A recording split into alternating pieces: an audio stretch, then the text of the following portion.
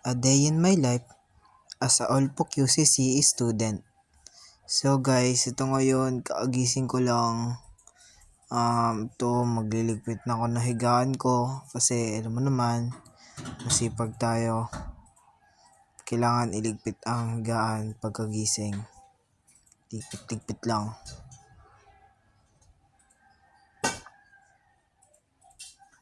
Yan. Magpasensya nyo na hinigaan ko, so pa lang. Kasi wala pa akong kwarto. Bibili tayo niya kapag nakagraduate na.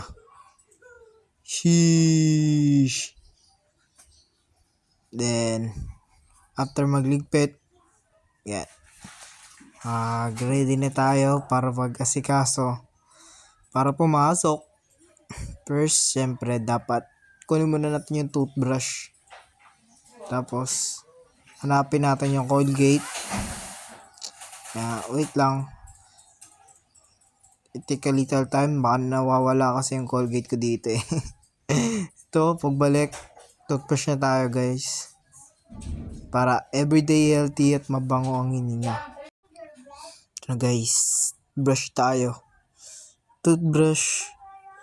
Brush 3 times a day. Yan, okay na.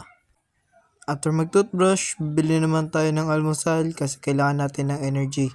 Kailangan natin kumain ng maraming pagkain. On the way, bibili tayo ng almusal. Pe-flex ko lang yung simbahan namin, Iglesia ni Cristo. Tapos yung daanan namin maganda. Tapos, bibili lang tayo ng pandesal kay Manong. Check na tayo pandesal, mainit pa, masarap. Tapos, bibili na rin tayo ng sopas. Kasi, masarap. And ito na, kainin na natin yung mga pinagbibili ko. Eat well guys. At eat well sa akin.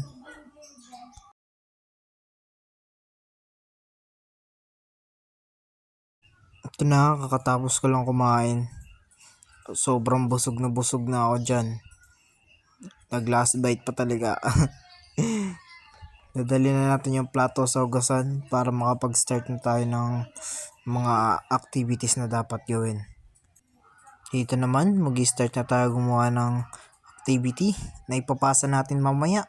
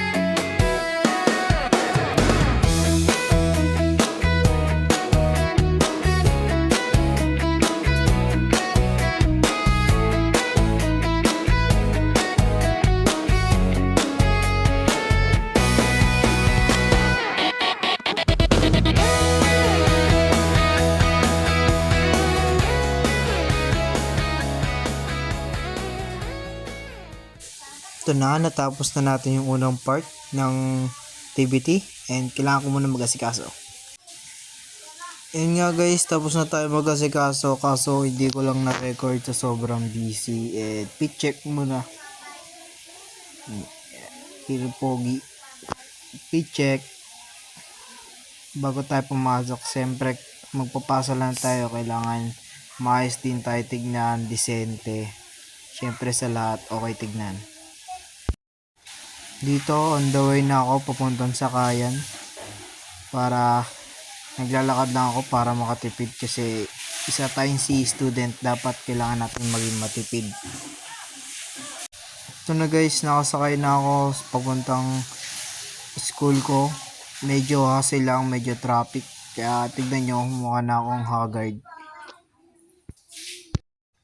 Ito na, nakarating na ako sa school namin. Welcome dito sa school namin sa Olpo, Fatima. And ito na, nakapasok na ako. Kitang-kita niya naman kung gaano kaganda yung I Love Olpo dyan. And pupunta muna ako dito sa aming stock room. Nakakapasok ako dyan kasi isa akong officer ng Olpo QC Pi Student Chapter. And tuloy na natin yung activity na natira.